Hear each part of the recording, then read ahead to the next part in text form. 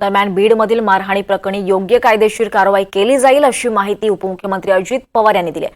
तर फडणवीसांच्या हातातून बीड गेलंय। सिंधुदुर्गातही दिवसाढवळ्या हत्या अपहरण होत आहे। या विरोधात आवाज उठवण्याची गरज असल्याचं संजय राऊत यांनी म्हटलेलं आहे।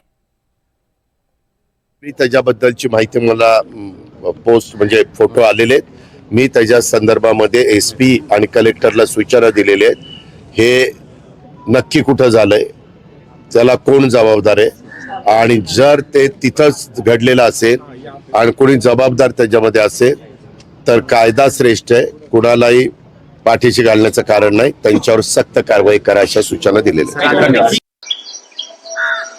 सिंधुदुर्गामध्ये जो खून झालेला आहे ना, त्याच्यावर सुद्धा अधूनमधून प्रश्न येतात। बीडपेक्षा वाईट अवस्था सिंधुदुर्गामध्ये सुरू आहे। बीड तर हातातून गेलेलंच आहे देवेंद्र फडणवीस यांच्या, पण सिंधुदुर्गामध्ये दिवसा ढवळ्याचे खून, हत्या, अपहरण, मारामारी सुरू आहेत।